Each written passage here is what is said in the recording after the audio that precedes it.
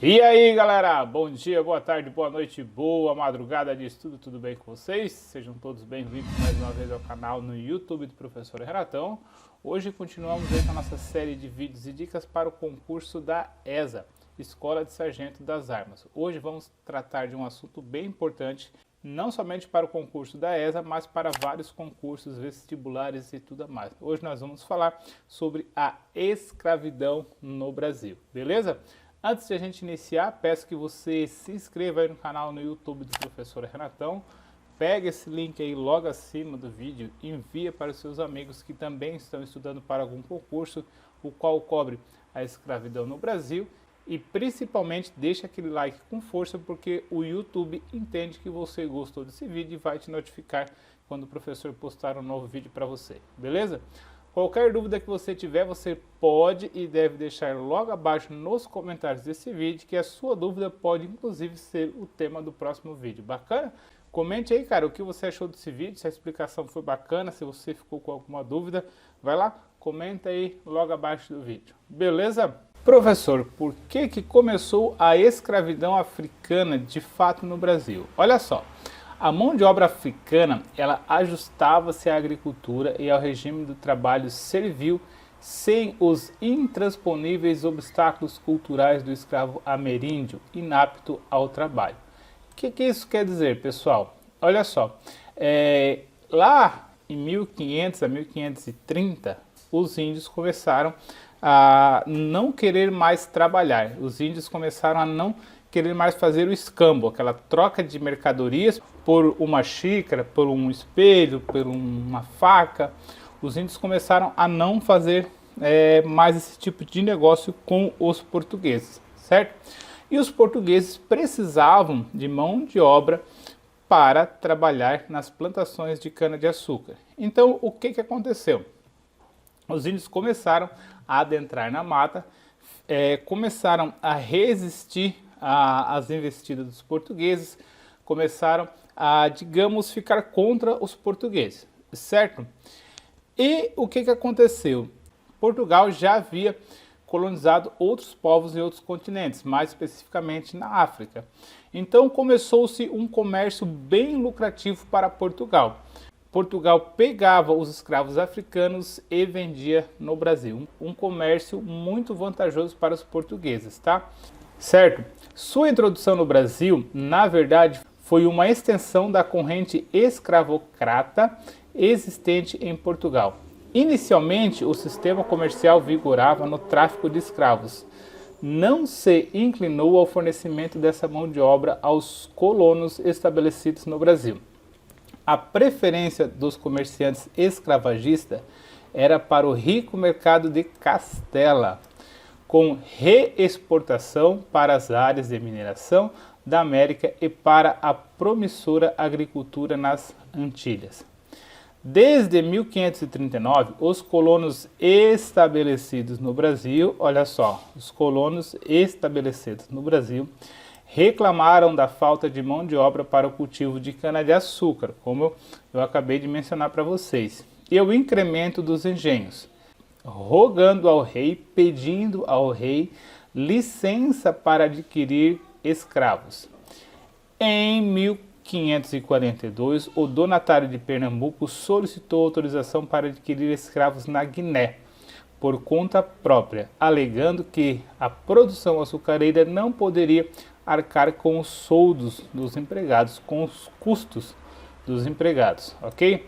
Somente em 1559, quando a indústria já estava com suas bases assentadas, a coroa decidiu permitir o ingresso de escravos negros no Brasil. Cada senhor poderia trazer 120 escravos do Congo. Então aqui, quem eram esses senhores? A gente já viu, já falou sobre as capitanias hereditárias. As capitanias hereditárias eram grandes pedaços de terra, faixas de terras que eram doadas para a iniciativa privada, pessoas particulares fazerem a exploração e pagarem impostos à coroa portuguesa, certo? Então, para essas capitanias hereditárias funcionarem, para darem lucro para Portugal, precisaria de mão de obra. O índio, como eu falei no começo do vídeo, ele não queria mais participar desse sistema de escambo, trabalhar uma semana para ganhar um espelho, 2 semanas para ganhar um espelho, para ganhar uma faca, para ganhar um chuquai. O índio não queria mais, se adentrou na mata, começou a fugir, começou a resistir às negociatas dos portugueses, então surgiu um problema. Como que foi a solução desse problema? Portugal, que já havia colonizado outras regiões na África, começou a pegar os escravos africanos e vender para os donatários aqui no Brasil.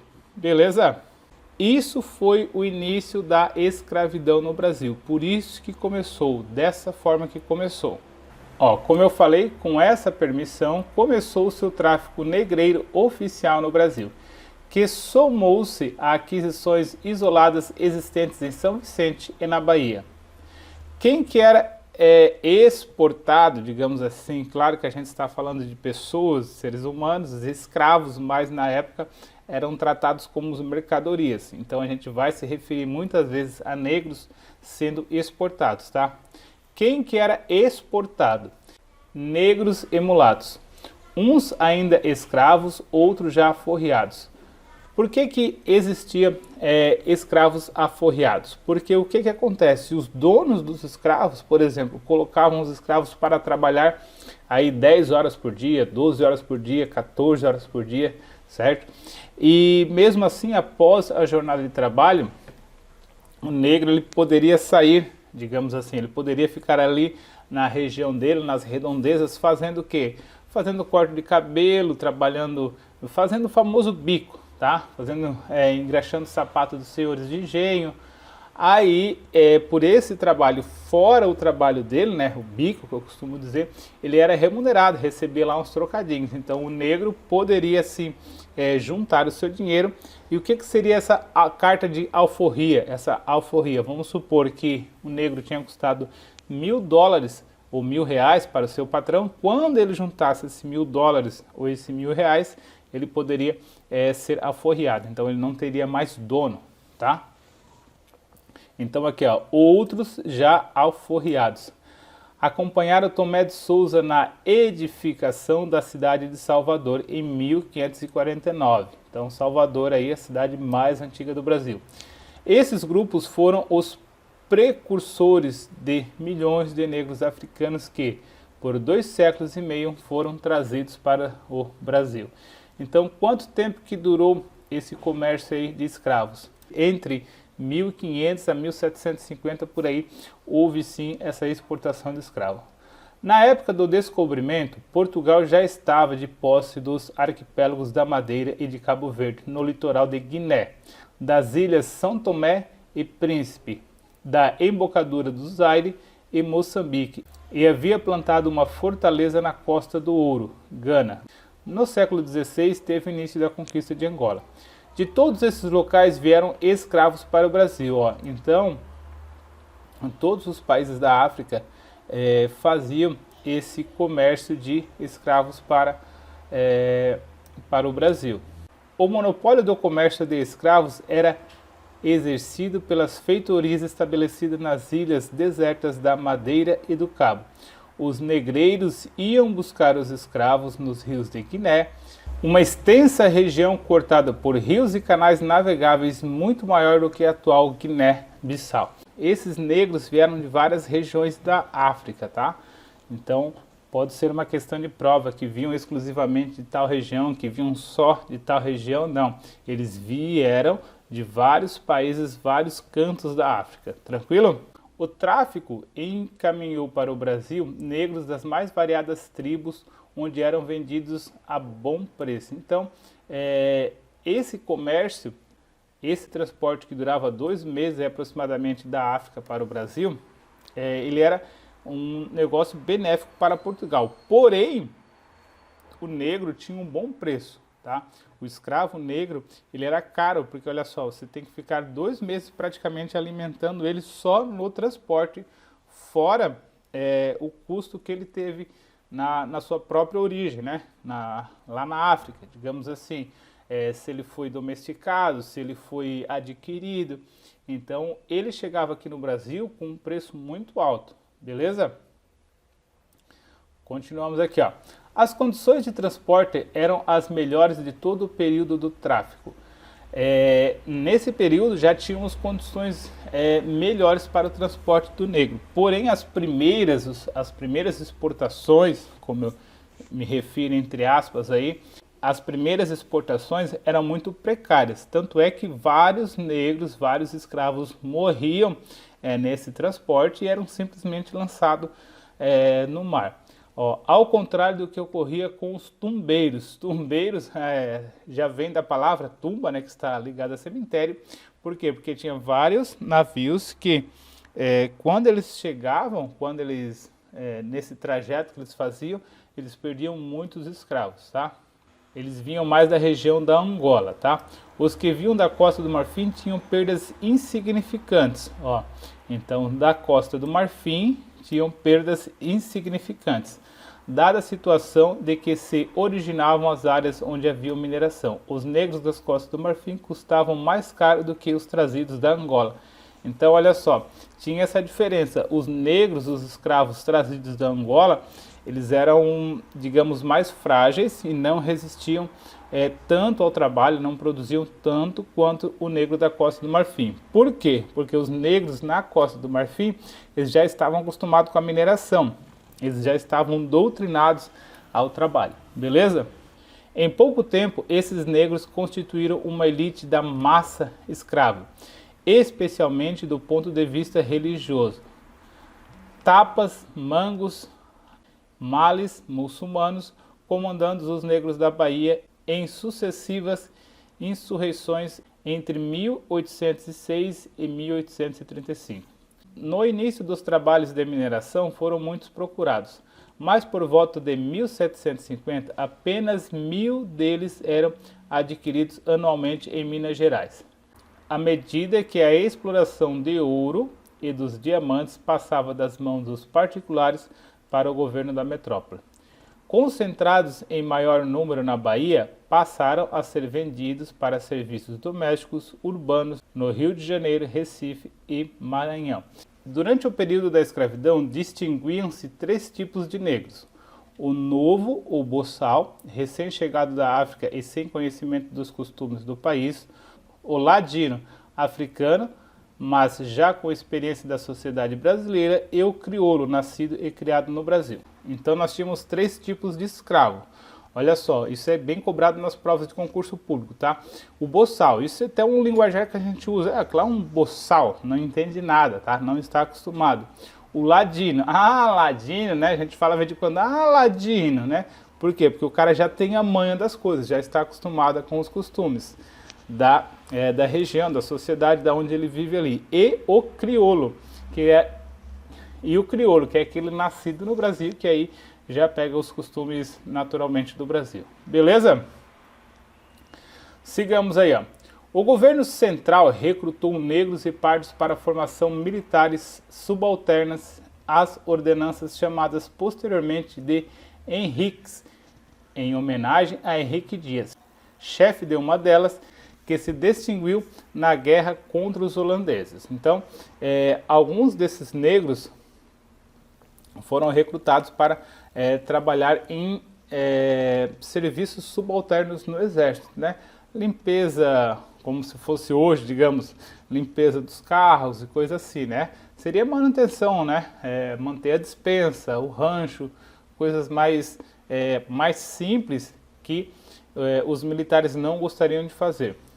O negro conquistou a liberdade de maneira precária, constantemente ameaçada pela polícia e pelo arbítrio dos brancos. O negro forro era libertado diretamente por seu senhor, em geral em testamento. O negro liberto comprava a liberdade ou obtinha em virtude de lei de promessa de um governo ou por prestar serviços especiais. Também era uma forma de o negro e o escravo se tornar livre, né? Ele prestar certos serviços. A alforria completava preferencialmente os velhos e os doentes. Aqueles que não conseguiam mais ter uma vida produtiva, o que os donos faziam, né? Eles pegavam e emitiam uma carta de alforria. Então agora pode viver em paz, mas aí o cara já estava doente, já estava idoso, né? Entre aspas. a vida útil do negro era em média 10 anos, certo? Depois ele já, se continuasse trabalhando, já caía muito a produtividade. Esse em muitos casos era concedido por reconhecimento ou bondade, também serviu à convivência dos senhores, que desse modo se eximiam de alimentar e vestir os negros não mais produtivos. Então, essa bondade, na verdade, era uma maquiagem, né? Porque aí sairia da responsabilidade do dono ter que manter esse escravo. O próprio escravo podia obter a sua alforria, caso tivesse juntado uma soma igual àquela que for adquirido e propusesse a transação ao seu senhor, né? Como eu já falei anteriormente. Juntas de alforria, mais ou menos associadas às Irmandades do Rosário de São Benedito, agiam no sentido de que o dinheiro angariado por todos servisse sucessivamente à libertação de cada um de seus membros. Havia essa ideia aí de juntar o dinheiro para conseguir uma alforria conjunta. No que se refere à legislação, o negro foi beneficiado pela Lei do Ventre Livre, também muito cobrado concurso público de 1871, Lei do Ventre Livre, 1871, e pela dos sexagenários, em 1885. Então, anote aí que é bem cobrado. Ó. Primeiro, Ventre Livre, ok? 1871 e depois a dos sexagenários. Alguns negros foram alforriados por prestarem serviços especiais, como os soldados das Henrique Dias, né, que eram aqueles que prestavam serviço subalterno, as praças do batalhão de libertos da Guerra da Independência da Bahia e os escravos que serviram as tropas brasileiras na Guerra do Paraguai. Também foram se beneficiados. Beleza? Vamos ver uma questão aí? Olha só, a questão 14 aí da nossa apostila, do nosso material, diz o seguinte.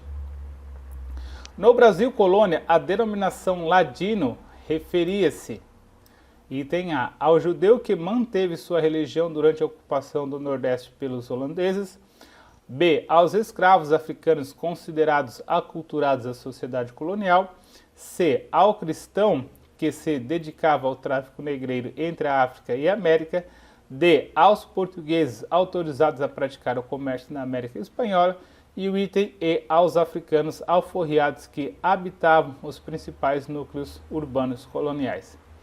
E aí, tempo! E aí, querido aluno, conseguiu acertar a alternativa correta? Conseguiu identificar?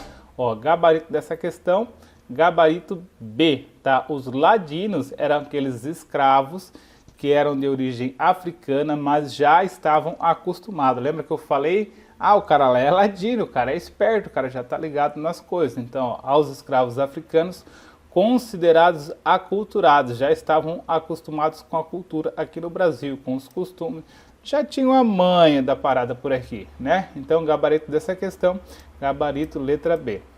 E aí, cara, gostou desse vídeo? Quer mais vídeos iguais a esse? Então inscreva-se aí no canal no YouTube do Professor Renatão, compartilhe o vídeo com seus amigos, esmaga o like com força. Qualquer dúvida você pode e deve deixar nos comentários desse vídeo. Um abraço, bons estudos, fiquem com Deus e até o próximo vídeo. Fui, Força Guerreiro! Logo abaixo do vídeo aí tem bastante informações importantes para você. Até mais!